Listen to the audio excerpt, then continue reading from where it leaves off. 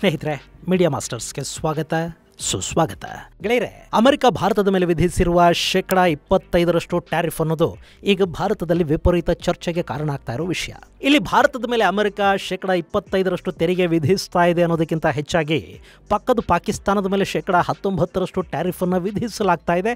ಅದು ಭಾರತಕ್ಕಿಂತ ಕಡಿಮೆ. ಹೀಗಾಗಿ ಭಾರತದ ವಿದೇಶಾಂಗ ಇಲಾಖೆ ಆಡಳಿತ ಅಮೆರಿಕದ ಜೊತೆ ಮಾತುಕತೆಯಲ್ಲಿ ವಿಫಲವಾಗಿದೆ ಅನ್ನೋದು ಇನ್ನೊಂದು ವಾದ. ಇಲ್ಲಿ ಅಮೆರಿಕದ ಟ್ಯಾರಿಫ್ ಯಾವೆಲ್ಲ ವಸ್ತುಗಳ ಮೇಲೆ ಬೀಳ್ತಾ ಇದೆ, ಅದನ್ನು ಭಾರತ ಹೇಗೆ ಹ್ಯಾಂಡಲ್ ಮಾಡಬೇಕು ಮತ್ತು ಈ ಟ್ಯಾರಿಫ್ ಅನ್ನೋದು ಭಾರತಕ್ಕೆ ಮಾತ್ರ ನಷ್ಟ ಉಂಟು ಮಾಡ್ತಾ ಇದೆಯಾ ಅಥವಾ ಅಮೆರಿಕಾಗೂ ಇದರಿಂದ ನಷ್ಟ ಉಂಟಾಗುತ್ತಾ, ಇಡೀ ಜಗತ್ತನ್ನು ಇದು ಹೇಗೆ ಕಾಡುತ್ತೆ ಮತ್ತು ಭಾರತ ಇದನ್ನು ಹೇಗೆ ನಿರ್ವಹಣೆ ಮಾಡಬಹುದು ಅನ್ನೋದ್ರ ಬಗ್ಗೆ ಒಂದಷ್ಟು ಮಾಹಿತಿಯನ್ನು ನಾವಿಲ್ಲಿ ನೋಡೋಣ. ನಿಮ್ಮಲ್ಲಿ ಸಾಕಷ್ಟು ಜನ ಯೂಟ್ಯೂಬ್ ಚಾನಲ್ಗಳನ್ನು ಮಾಡಬೇಕು ಅಂದ್ಕೊಂಡಿರ್ತೀರಿ, ಮತ್ತೆ ಕೆಲವರು ಈಗಾಗಲೇ ಚಾನಲ್ಗಳನ್ನು ಮಾಡಿರ್ತೀರಿ. ಆದರೆ ಅವುಗಳನ್ನು ಹೇಗೆ ಮುಂದುವರಿಸಬೇಕು ಅನ್ನೋ ಚಿಂತೆಯಲ್ಲಿರ್ತೀರಿ. ನಿಮಗಾಗಿನೇ ನಾವು 8 ದಿನಗಳ ಕಾಲ ಆನ್ಲೈನ್ ಯೂಟ್ಯೂಬ್ ತರಬೇತಿ ಕಾರ್ಯಕ್ರಮವನ್ನು ಆಯೋಜಿಸ್ತಾ ಇದ್ದೀವಿ. ಅದರಲ್ಲಿ script writing, voice, camera, video editing, channel optimisation, artificial ಇಂಟೆಲಿಜೆನ್ಸ್ನ ಬಳಕೆ, ಮಾನಿಟೈಸೇಷನ್, ಸೈಬರ್ ಸೆಕ್ಯೂರಿಟಿ, ಹೀಗೆ ನಾನಾ ವಿಷಯಗಳನ್ನು ನೀವು ಕಲಿಯೋದಕ್ಕೆ, ಅರ್ಥ ಮಾಡ್ಕೊಳ್ಳೋದಕ್ಕೆ ಸಾಧ್ಯ ಆಗುತ್ತೆ. ಆಗಸ್ಟ್ 4ರಿಂದ 8 ದಿನಗಳ ಕಾಲ ಆನ್ಲೈನ್ ಕ್ಲಾಸುಗಳು ನಡೆಯುತ್ತವೆ. ಹೆಚ್ಚಿನ ಮಾಹಿತಿಗಾಗಿ 9972379459 9972379459 ಸಂಖ್ಯೆಗೆ ಸಂಪರ್ಕಿಸಿ.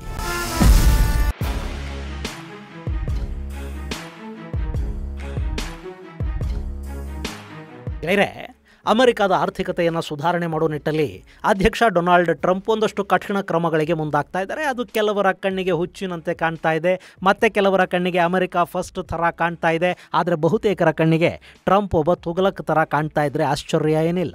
ಯಾಕೆಂದರೆ ಈ ಟ್ಯಾರಿಫ್ ಅನ್ನೋದು ಅಮೆರಿಕಾಗೆ ಒಳಿತು ಮಾಡೋದಕ್ಕಿಂತ ಅವರನ್ನು ಕೂಡ ಸಂಕಷ್ಟಕ್ಕೆ ದೂಡುತ್ತೆ ಅನ್ನೋದ್ರಲ್ಲಿ ಎರಡು ಮಾತಿಲ್ಲ. ಟ್ಯಾರಿಫ್ ಅನ್ನೋದು ಅಮೆರಿಕದ ಜನಸಾಮಾನ್ಯರ ಜೇಬುಗಳ ಮೇಲೆ ಬರೆ ಹಾಕುತ್ತೆ, ಅಲ್ಲಿ ಬೆಲೆ ಏರಿಕೆಗೆ ಕಾರಣ ಕೂಡ ಆಗುತ್ತೆ. ಇದನ್ನು ಅರ್ಥ ಮಾಡ್ಕೊಳ್ಳೋ ಮೊದಲು ಟ್ಯಾರಿಫ್ ಬಗ್ಗೆ ಒಂದು ಸ್ವಲ್ಪ ತಿಳ್ಕೊಂಡು ಬಿಡೋಣ.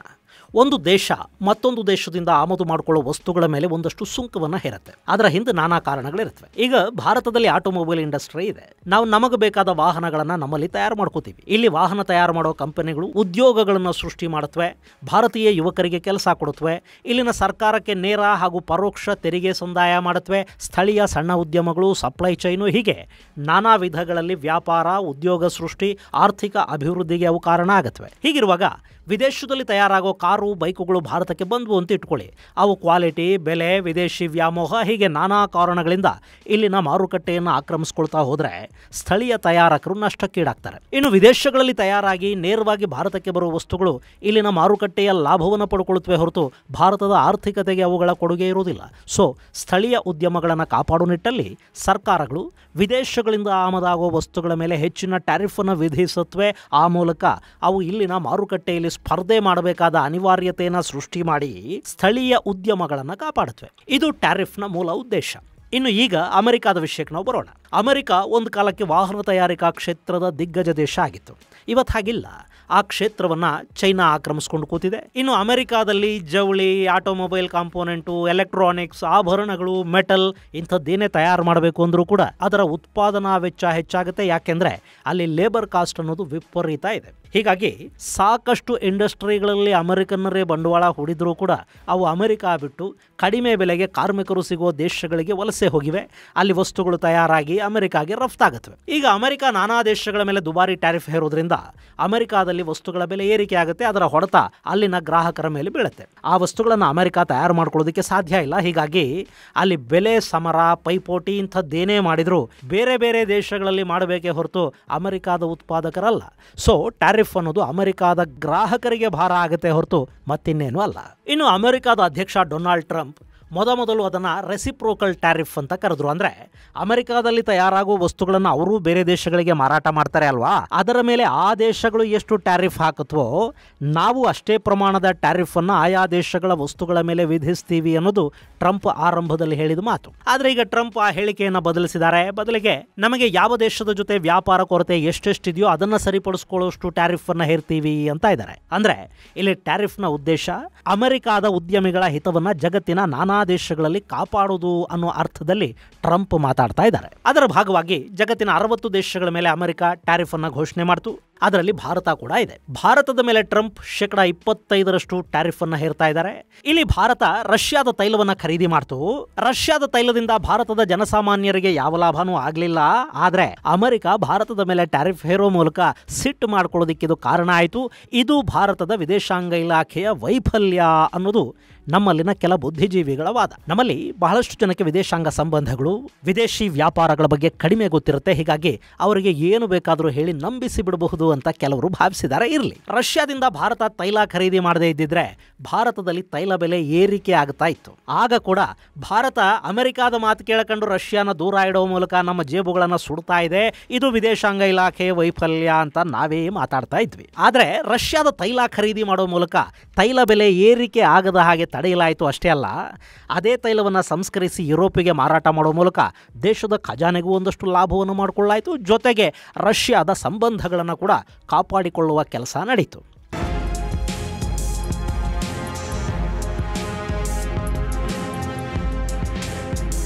ಇನ್ನು ಈಗ ಅಮೆರಿಕಾದ ಟ್ಯಾರಿಫ್ ಇದೆಯಲ್ಲ, ಅದು ಬೀಳ್ತಾ ಇರೋದು ಅಮೆರಿಕಾಗೆ ಎಕ್ಸ್ಪೋರ್ಟ್ ಆಗೋ ವಸ್ತುಗಳ ಮೇಲೆ ಹೊರತು ಭಾರತದಲ್ಲಿ ನಾವು ಮಾಡೋ ಖರೀದಿಗಳ ಮೇಲಲ್ಲ. ಇನ್ನು ಈ ಟ್ಯಾರಿಫ್ ಅನ್ನೋದು ಯಾಕೆ?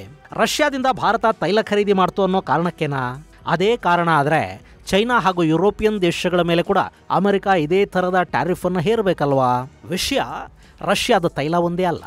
ಅಮೆರಿಕ ತನ್ನ ಕುಲಾಂತರಿ ಬೀಜಗಳನ್ನು, ಪೆಸ್ಟಿಸೈಡ್ಗಳನ್ನು, ಆಹಾರ ಪದಾರ್ಥಗಳನ್ನು, ಡೈರಿ ಪ್ರಾಡಕ್ಟ್ಗಳನ್ನು ಭಾರತದ ಮಾರುಕಟ್ಟೆಗೆ ತಳ್ಳಬೇಕು ಅಂತ ನೋಡ್ತಾ ಇದೆ. ಇವತ್ತು ಈ ತಕ್ಷಣಕ್ಕಾಗಬೇಕಾಗಿದ್ದೇನು ಅಂದರೆ, ಭಾರತ ಯಾವುದೇ ಕಾರಣಕ್ಕೂ ಅಮೆರಿಕಾದ ಒತ್ತಡಕ್ಕೆ ಮಣಿದು ಕೃಷಿ ಹಾಗೂ ಡೈರಿ ಕ್ಷೇತ್ರಕ್ಕೆ ಅಮೆರಿಕಾನ ಬಿಟ್ಟುಕೊಳ್ಳಬಾರದು ಅನ್ನೋ ಥರದ ರೈತ ಪ್ರತಿಭಟನೆಗಳು. ಯಾಕೆಂದರೆ ಅಕಸ್ಮಾತ್ ಅವೇನಾದರೂ ನಮ್ಮ ಮಾರುಕಟ್ಟೆಗೆ ಬಂದುಬಿಟ್ರೆ ನಮ್ಮ ರೈತರ ಭವಿಷ್ಯ ಸಂಪೂರ್ಣವಾಗಿ ನಾಶ ಆಗಿ ಹೋಗುತ್ತೆ. ಆದರೆ ಪ್ರತಿಭಟನೆ ಮಾಡೋರು ಯಾರು? ನಮ್ಮಲ್ಲಿ ಯಾರಾದರೂ ಸ್ಪಾನ್ಸರ್ ಮಾಡದೇ ಇದ್ರೆ, ಯಾರೋ ದೊಡ್ಡವರ ಹಿತಾಸಕ್ತಿಗಳಿಲ್ಲದೆ ಇದ್ರೆ, ಕೆಲ ಬಾರಿ ವಿದೇಶಗಳಿಂದ ಫಂಡ್ ಬಾರದೇ ಇದ್ರೆ, ವಿದೇಶಿ ಹಿತಾಸಕ್ತಿಗಳಲ್ಲಿ ಇಲ್ಲದೇ ಇದ್ರೆ, ಯಾರೋ ಹಣ ಪಂಪ್ ಮಾಡದೇ ಇದ್ರೆ ಯಾವ ಪ್ರತಿಭಟನೆಯೂ ಆಗೋದಿಲ್ಲ.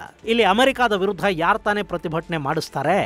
ಭಾರತದ ಆರ್ಥಿಕತೆ ಸತ್ತಿದೆ ಅಂತ ಅಮೆರಿಕ ಅಧ್ಯಕ್ಷ ಹೇಳಿದ ಕೂಡಲೇ ಹೌದು ಭಾರತದ ಆರ್ಥಿಕತೆ ಸತ್ತಿದೆ ನೋಡಿ, ಅದನ್ನು ಡೊನಾಲ್ಡ್ ಟ್ರಂಪ್ ಹೇಳಿದ್ದಾರೆ ಅಂತ ಮಾತಾಡುವ ಬ್ರೈನ್ ಡ್ರೈನ್ ನಾಯಕರು ವಿಪಕ್ಷದಲ್ಲಿರುವಾಗ ಸರ್ಕಾರದ ಮೇಲೆ ಒತ್ತಡ ಹೇರೋದಕ್ಕೆ ಪ್ರತಿಭಟನೆ ಮಾಡಿಸೋದು ಯಾರು? ಅದೊಂದು ಕಡೆ ಇರಲಿ, ಅಮೆರಿಕಾದ ಕೃಷಿ ಕ್ಷೇತ್ರ ಇದೆಯಲ್ಲ, ಅದು ಅಲ್ಲಿನ ಸರ್ಕಾರದ ವಿಪರೀತ ಸಬ್ಸಿಡಿ ಮೇಲೆ ನಡೆಯುತ್ತೆ. ಡೈರಿ ಉದ್ಯಮ ಕೂಡ ಹಾಗೇನೆ. 2020ರಲ್ಲಿ ಅಲ್ಲಿನ ಕೃಷಿ ಕ್ಷೇತ್ರದ ಮೇಲೆ ಅಮೆರಿಕ ಸುಮಾರು $46 ಬಿಲಿಯನ್ ಹಣ ಖರ್ಚು ಮಾಡಿತು. ಅಲ್ಲಿನ ಡೈರಿ ಕ್ಷೇತ್ರದ ಮೇಲೆ 2021ರಲ್ಲಿ ಸುಮಾರು $1.3 ಬಿಲಿಯನ್ ಸಬ್ಸಿಡಿ ಕೊಡಲಾಯಿತು. ಇನ್ನು ಅಮೆರಿಕಾದ ಡೈರಿ ಹಾಗೂ ಕೃಷಿ ಎರಡೂ ಕ್ಷೇತ್ರಗಳಿಗೆ ಅತಿ ಹೆಚ್ಚು ಕೊಡುಗೆಯನ್ನು ಕೊಡೋದು ಅಲ್ಲಿನ ಬೃಹತ್ ಕೃಷಿ ಡೈರಿ ಫಾರಂಗಳು. ಈಗ ಅಲ್ಲಿನ ಆ ಉತ್ಪಾದನೆಯನ್ನು ಭಾರತದ ಮಾರುಕಟ್ಟೆಗೆ ತಳ್ಳಬೇಕು ಅಂತ ಅಮೆರಿಕ ಬಯಸ್ತಾ ಇದೆ. ಕೃಷಿ ಕ್ಷೇತ್ರ ಚಿಕ್ಕದಾಗಿರೋ ಕಡೆ ಅಮೆರಿಕಾದ ಕುಲಾಂತರ ತಳಿಗಳು, ಅಮೆರಿಕಾದಲ್ಲಿ ಬೆಳೆದ ಸೋಯಾ, ಕಾರ್ನ್ ಹಾಗೂ ಇನ್ನಿತರ ಪದಾರ್ಥಗಳು, ಅಮೆರಿಕಾದ ಹಾಲಿನ ಪುಡಿ, ಚೀಸು ಇದೆಲ್ಲ ಹೋದರೆ ತಪ್ಪೇನಿಲ್ಲ. ಆದರೆ ಭಾರತ ಕೃಷಿ ಆಧಾರಿತ ದೇಶ. ನಮ್ಮ GDPಗೆ 18.2% ಕೃಷಿ ಕ್ಷೇತ್ರದ ಕೊಡುಗೆ ಇದೆ. ಕೃಷಿ ಅನ್ನೋದು ಭಾರತದಲ್ಲಿ ಈಗಲೂ ಕೂಡ 50% ಉದ್ಯೋಗ ಸೃಷ್ಟಿ ಮಾಡಿರೋ ಕ್ಷೇತ್ರ. ಇಂಥ ಬೃಹತ್ ಕ್ಷೇತ್ರದ ಮೇಲೆ ಅಮೆರಿಕ ದಾಳಿ ಮಾಡಿಬಿಟ್ರೆ ಭಾರತದ ಪರಿಸ್ಥಿತಿ ಹೇಗಿರುತ್ತೆ ಯೋಚನೆ ಮಾಡಿ ನೋಡಿ. ಕುಲಾಂತರಿ ಬೀಜಗಳು ಬಂದರೆ ಬೀಜಗಳ ಮೇಲಿನ ಸ್ವಾಮ್ಯ ನಮ್ಮಿಂದ ಹೊರಟು ಹೋಗುತ್ತೆ. ಅಮೆರಿಕಾದ ಕಂಪನಿಗಳು ಬೀಜ ಕೊಡುತ್ತವೆ, ಅವರೇ ಪೆಸ್ಟಿಸೈಡುಗಳನ್ನು ಕೊಡ್ತಾರೆ, ನಾವು ಏನು ಬೆಳಿಬೇಕು ಅನ್ನೋದನ್ನು ಅವರು ಹೇಳ್ತಾರೆ. ಕಂಪನಿಗಳು ಹೇಳಿದ ಹಾಗೆ ಕೇಳ್ತಾ ಭಾರತದ ರೈತ ಅವರ ಗುಲಾಮ ಆಗ್ತಾ ಹೋಗ್ತಾನೆ. ಅವನ ನೆಲದಲ್ಲಿ, ಅವನ ಹೊಲದಲ್ಲಿ ಅವನು ಏನು ಬೆಳಿಬೇಕು ಅನ್ನೋ ಸ್ವಾತಂತ್ರ್ಯವನ್ನು ಕೂಡ ಕಳ್ಕೊಂಡು ಬಿಡ್ತಾನೆ. ಮುಂದೆ ಭಾರತದ ಬೃಹತ್ ಕೃಷಿ ಕ್ಷೇತ್ರ ಅಮೆರಿಕಾದ ಕಂಪನಿಗಳ ಕೈ ಸೇರಿಬಿಡುತ್ತೆ. ಇನ್ನು ಡೈರಿ ಕೂಡ ಹಾಗೇನೆ. ನಾನಿಲ್ಲಿ ಅಮೆರಿಕಾದ ಹಸುಗಳಿಗೆ ಮಾಂಸಾಹಾರ ತಿನ್ನಿಸ್ತಾರೆ, ಹಸುಗಳ ಹಾಲು ನಾನ್ ವೆಜ್ ಆಗುತ್ತೆ, ಅದು ನಮಗೆ ಕಾಯಿಲೆಗಳಿಗೆ ಕಾರಣ ಆಗುತ್ತೆ ಅನ್ನೋದನ್ನೆಲ್ಲ ಹೇಳೋದಕ್ಕೆ ಹೋಗೋದಿಲ್ಲ. ಯಾಕೆಂದ್ರೆ ನಾವು ಈಗಾಗಲೇ ತಿಂತಾ ಇರೋ ಯಾವುದು ಶುದ್ಧವಾಗಿ ನೋಡ್ಕೊಂಡಿಲ್ಲ. ಆದ್ರೆ ಅಲ್ಲಿನ ಡೈರಿ ಪ್ರಾಡಕ್ಟ್ಗಳು ಬರೋದ್ರಿಂದ ಅದರ ಮೇಲೆ ಟ್ಯಾರಿಫ್ ಹೇರಬಾರದು ಅನ್ನೋ ಒತ್ತಡಕ್ಕೆ ಭಾರತ ಮಣಿದು ಬಿಟ್ರೆ ಅಮೆರಿಕ ಸರ್ಕಾರದ ಸಬ್ಸಿಡಿಯಲ್ಲಿ ನಡೆಯುವ ಆ ಡೈರಿಗಳು ಭಾರತದ ಮಾರುಕಟ್ಟೆಯನ್ನ ಬೇಗ ಆಕ್ರಮಿಸಿಕೊಂಡು ಬಿಡುತ್ತವೆ. ನಾವು ಕೂಡ $1 ಕಡಿಮೆಗೆ ಸಿಕ್ಕರೆ ಸಾಕು, ಅದರಲ್ಲಿ ಏನು ಬೇಕಾದರೂ ಇರಲಿ ತಗೊಂಡು ಬಿಡ್ತೀವಿ. ಹೀಗಾದಾಗ ಡೈರಿಯನ್ನು ನಂಬಿರೋ ಭಾರತದ ಕೋಟ್ಯಂತರ ಕುಟುಂಬಗಳ ಭವಿಷ್ಯ ಏನಾಗಬೇಡ. ಸೊ ಇಲ್ಲಿ ಕೇಂದ್ರ ಸರ್ಕಾರ ಅಮೆರಿಕ ಜೊತೆಗಿನ ವ್ಯಾಪಾರ ಒಪ್ಪಂದದಲ್ಲಿ ಈ ಡೈರಿ ಹಾಗೂ ಕೃಷಿ ಕ್ಷೇತ್ರದೊಳಕ್ಕೆ ಅಮೆರಿಕ ಕಾಲಿಡದ ಹಾಗೆ ಬೇಲಿ ಸುತ್ತಕೊಂಡು ಕೂತಿದೆ. ಇದು ಅಮೆರಿಕಾಗೆ ಇಷ್ಟ ಆಗ್ತಾ ಇಲ್ಲ. ಅಲ್ಲಿ ಅಮೆರಿಕ ಜೊತೆಗಿನ ಭಾರತದ ವ್ಯಾಪಾರ ಒಪ್ಪಂದ ಡಿಲೇ ಆಗ್ತಾ ಇರೋ ಕಾರಣಕ್ಕಾಗಿಯೇ ಭಾರತದ ಮೇಲೆ 25% ಟ್ಯಾರಿಫನ್ನು ಹೇರಿ ಅಮೆರಿಕ ನಮ್ಮನ್ನು ಬೆದರಿಸುವ ಕುತಂತ್ರ ಮಾಡ್ತಾ ಇರೋದು.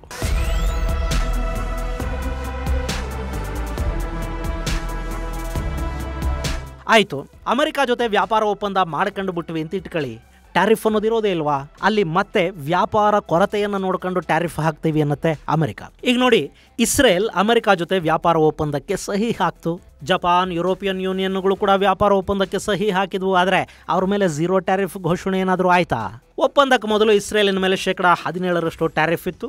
ಈಗ ಅದು 2% ಕಡಿಮೆಯಾಗಿ 15% ಇಳಿದಿದೆ. ಯುರೋಪಿಯನ್ ಯೂನಿಯನ್, ಜಪಾನ್, ದಕ್ಷಿಣ ಕೊರಿಯಾ ಹೀಗೆ ಅಮೆರಿಕಾದ ಮಿತ್ರ ದೇಶಗಳ ಮೇಲೆ ಕೂಡ 15% ಟ್ಯಾರಿಫ್ ಅನ್ನು ಹೇರಲಾಗಿದೆ. ಇವ್ರನ್ನ ಬಿಡಿಯಪ್ಪ, ನಮ್ಮ ಪಕ್ಕದ ಪಾಕಿಸ್ತಾನ ಅಂತ ತಗೊಳ್ಳಿ. ಪಾಕಿಸ್ತಾನದಲ್ಲಿ ಇಲ್ಲದ ತೈಲನ ನಾವು ಹುಡುಕಿ ತೆಗೆಯೋದಕ್ಕೆ ಕಂಪನಿಗಳನ್ನು ಹುಡುಕ್ತಾ ಇದ್ದೀವಿ ಅಂತ ಅಮೆರಿಕಾದ ಅಧ್ಯಕ್ಷ ಡೊನಾಲ್ಡ್ ಟ್ರಂಪ್ ಹೇಳಿದ್ರಲ್ವಾ. ಇವತ್ತು ಪಾಕಿಸ್ತಾನ ಅವರಿಗೆ ಇರಾನ್ನ ಕಾರಣಕ್ಕೆ ಕೂಡ ಬೇಕಾಗಿದೆ. ಭಾರತವನ್ನು ಬ್ಲಾಕ್ ಮೇಲ್ ಮಾಡೋದಕ್ಕೂ ಪಾಕಿಸ್ತಾನವೇ ಬೇಕಾಗಿದೆ. ಪಾಕಿಸ್ತಾನದಲ್ಲಿ ಚೈನಾದ ಅಸ್ತಿತ್ವವನ್ನು ಅವರು ಕಡಿಮೆ ಮಾಡಬೇಕು ಅಂತ ಅಂದ್ಕೋತಾ ಇದ್ದಾರೆ. ಅದಕ್ಕೂ ಅವರಿಗೆ ಪಾಕಿಸ್ತಾನ ಬೇಕಿದೆ.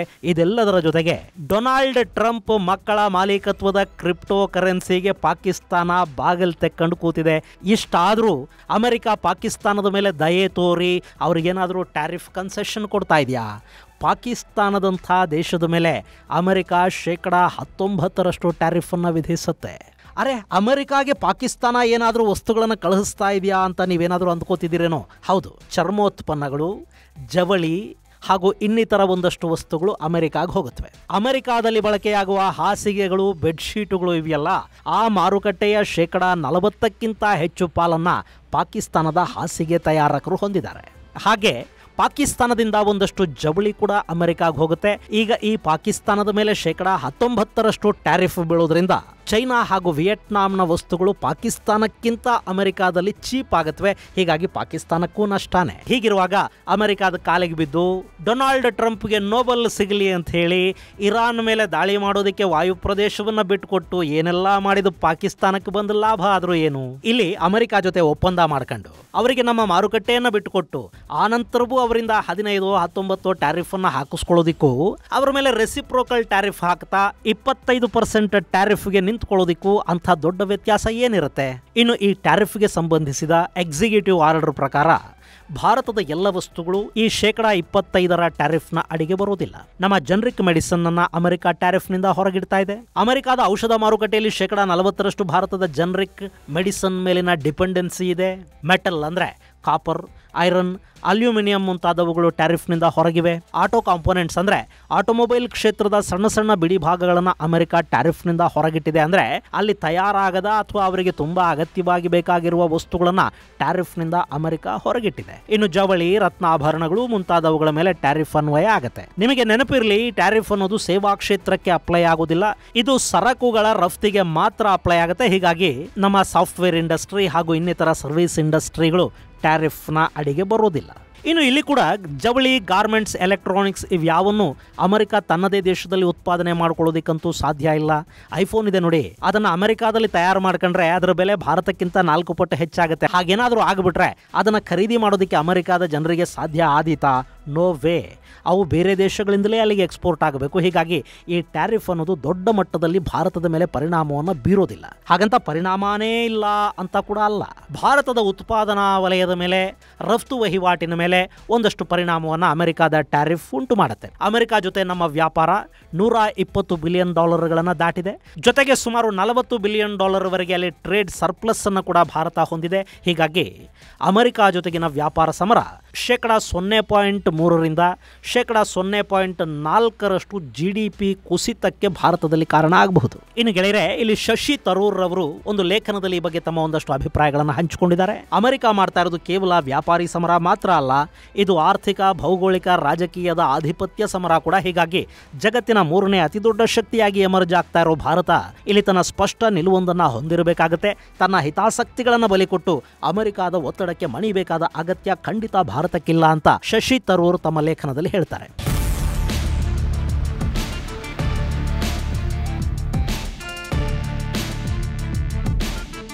ಇನ್ನು ಟ್ಯಾರಿಫ್ನಿಂದ ಭಾರತದ ವಸ್ತುಗಳ ಬೆಲೆ ಅಮೆರಿಕಾದಲ್ಲಿ ಹೆಚ್ಚಾಗುತ್ತೆ. ಇದು ಅಲ್ಲಿನ ಮಾರುಕಟ್ಟೆಯಲ್ಲಿ ಭಾರತದ ಸ್ಪರ್ಧೆಯನ್ನು ಹೆಚ್ಚು ಮಾಡುತ್ತೆ, ನಿಜ. ಅದನ್ನು ಬ್ಯಾಲೆನ್ಸ್ ಮಾಡೋದಕ್ಕೆ ಭಾರತ ತನ್ನಲ್ಲೇ ಒಂದಷ್ಟು ಉತ್ಪಾದನಾ ವೆಚ್ಚ ಕಡಿಮೆ ಆಗೋ ಥರದ ವ್ಯವಸ್ಥೆಗಳನ್ನು ಮಾಡ್ಕೋಬೇಕು. ಹೂಡಿಕೆದಾರರಿಗೆ ಸಬ್ಸಿಡಿ ಹೆಚ್ಚು ಮಾಡೋ ಮೂಲಕ, ಇಲ್ಲಿ ಕುಶಲಕರ್ಮಿಗಳ ಸಂಖ್ಯೆ ಹೆಚ್ಚಾಗೋ ಮೂಲಕ, ಇನ್ಫ್ರಾಸ್ಟ್ರಕ್ಚರ್ ಅನ್ನು ಹೆಚ್ಚು ಮಾಡೋ ಮೂಲಕ, ಹೀಗೆ ನಾನಾ ಮಾರ್ಗಗಳ ಮೂಲಕ ಹೂಡಿಕೆದಾರರನ್ನು ಆಕರ್ಷಿಸಿ ಅವರಿಗೆ ಉತ್ಪಾದನೆಯ ವೆಚ್ಚ ಬೇರೆ ದೇಶಗಳಿಗಿಂತ ಕಡಿಮೆ ಆಗೋ ಹಾಗೆ ನೋಡ್ಕೋಬೇಕು. ಇಲ್ಲಿ ಉತ್ಪಾದನಾ ವೆಚ್ಚ ಕಡಿಮೆ ಆದರೆ ಅಮೆರಿಕ ವಿಧಿಸ್ತಾ ಇರೋ 25% ಟ್ಯಾರಿಫ್ ಇದೆಯಲ್ಲ, ಅದು ಬ್ಯಾಲೆನ್ಸ್ ಆಗುತ್ತೆ. ಈ ಮೂಲಕ ಅಮೆರಿಕಾದ ಮಾರುಕಟ್ಟೆಯಲ್ಲಿ ಸ್ಪರ್ಧೆ ಮಾಡೋದಕ್ಕೆ ನಮ್ಮ ಉತ್ಪಾದಕರಿಗೆ ಸಾಧ್ಯ ಆಗುತ್ತೆ. ಇನ್ನು ಇದೆಲ್ಲದರ ಜೊತೆಗೆ ಈ ಟ್ಯಾರಿಫ್ನಿಂದ ಆಗೋ ಸ್ವಲ್ಪ ಮಟ್ಟಿಗಿನ ತೊಂದರೆ ಕೂಡ ದೀರ್ಘಾವಧಿಯದ್ದೇನಲ್ಲ. ಇದು ಭಾರತದ ಮೇಲೆ ಒತ್ತಡ ಹಾಕೋದಕ್ಕೆ ಅಮೆರಿಕ ಕೈಗೊಂಡ ಕ್ರಮನೇ ಹೊರತು ಮತ್ತಿನ್ನೇನು ಅಲ್ಲ ಅಂತ ಅಮೆರಿಕಾದ ತಜ್ಞರೇ ಹೇಳ್ತಾ ಇದ್ದಾರೆ. ಸ್ವಲ್ಪ ದಿನ ಮಾತ್ರ ಇದೆಲ್ಲ ಇರುತ್ತೆ. ಟ್ರಂಪ್ ಇರೋವರೆಗೂ ಇದಿರುತ್ತೆ ಅಂತ ಅಂದ್ಕೊಂಡ್ರೂ ಕೂಡ ಟ್ರಂಪ್ ಕಾಲಾವಧಿನೇ ಇನ್ನು 3.5 ವರ್ಷ ಮಾತ್ರ. ಹೀಗಾಗಿ ಭಾರತ ಈ ಬಗ್ಗೆ ಹೆಚ್ಚು ತಲೆ ಕೆಡಿಸ್ಕೋಬೇಕಾದ ಅಗತ್ಯ ಇಲ್ಲ. ಇನ್ನು ಅಮೆರಿಕಾದ ಮಾರುಕಟ್ಟೆಯಿಂದ ನಮಗುಂಟಾಗುವ ಒಂದಷ್ಟು ಪ್ರಮಾಣದ ನಷ್ಟ ಇದೆಯಲ್ಲ, ಅದನ್ನು ಬ್ಯಾಲೆನ್ಸ್ ಮಾಡ್ಕೊಳ್ಳೋದಕ್ಕೆ ಯುರೋಪಿಯನ್ ಯೂನಿಯನ್ ಜೊತೆ ಭಾರತ ಮುಕ್ತ ವ್ಯಾಪಾರ ಒಪ್ಪಂದವನ್ನು ಮಾಡ್ಕೋಬೇಕಾಗಿದೆ. ಅದು ಪ್ರಗತಿಯ ಹಂತದಲ್ಲಿದೆ. ಇನ್ನು ಬ್ರಿಟನ್ ಜೊತೆ ಈಗಾಗಲೇ ಒಂದು ಒಪ್ಪಂದ ಆಗಿದೆ. ಇದರ ಜೊತೆಗೆ ದಕ್ಷಿಣ ವಿಶ್ವದ ದೇಶಗಳೇನಿವೆ ಆ ದೇಶಗಳ ಜೊತೆಗಿನ ತನ್ನ ವ್ಯಾಪಾರವನ್ನು ಭಾರತ ಹೆಚ್ಚು ಮಾಡೋ ಕಡೆಗೆ ಇನ್ನಷ್ಟು ಗಮನವನ್ನು ಹರಿಸಬೇಕಾಗತ್ತೆ. ಹಾಗೆ ಮಾಡೋದ್ರಿಂದ ಅಮೆರಿಕ ಮಾರುಕಟ್ಟೆಯಿಂದ ನಮಗುಂಟಾಗುವ ಸ್ವಲ್ಪ ಪ್ರಮಾಣದ ನಷ್ಟ ಏನಿರುತ್ತೆ ಅದನ್ನು ನಾವು ಜಗತ್ತಿನ ಬೇರೆ ಬೇರೆ ದೇಶಗಳ ಜೊತೆಗಿನ ವ್ಯಾಪಾರವನ್ನು ಹೆಚ್ಚು ಮಾಡೋ ಮೂಲಕ ತೂಗಿಸಿಕೊಳ್ಳೋದಕ್ಕೆ ಸಾಧ್ಯ ಆಗುತ್ತೆ. ಹೀಗಾಗಿ ಈ ಬಗ್ಗೆ ಭಾರತ ಹೆಚ್ಚು ತಲೆ ಕೆಡಿಸ್ಕೋಬೇಕಾದ ಅಗತ್ಯ ಅಂತೂ ಇಲ್ಲ. ನಮ್ಮ ರೈತರ, ಸಣ್ಣ ಉದ್ಯಮಿಗಳ, ಡೈರಿ ಫಾರಂಗಳ ಹಿತಾಸಕ್ತಿಗಳನ್ನು ಬಲಿ ಕೊಡೋದಿಲ್ಲ ಅಂತ ಹೇಳ್ತಾ ಇರುವ ಕೇಂದ್ರ ಸಚಿವ ಪಿಯೂಷ್ ಗೋಯಲ್ ತಮ್ಮ ಆ ನಿಲುವಿಗೆ ಬದ್ಧರಾಗಿದ್ರೆ ಸಾಕು. ಇದು ಗೆಳೆಯರೆ ಅಮೆರಿಕದ ಟ್ಯಾರಿಫ್ ಮತ್ತು ಅದರ ಸಾಧಕ ಬಾಧಕಗಳ ಕುರಿತಾದ ಒಂದಷ್ಟು ಮಾಹಿತಿ. ಮುಂದಿನ ಸಂಚಿಕೆಯಲ್ಲಿ ಮತ್ತಷ್ಟು ವಿಶೇಷಗಳ ಜೊತೆ ಮತ್ತೆ ಭೇಟಿಯಾಗೋಣ. ಅಲ್ಲಿವರೆಗೆ ಜೈ ಹಿಂದ್, ಜೈ ಕರ್ನಾಟಕ.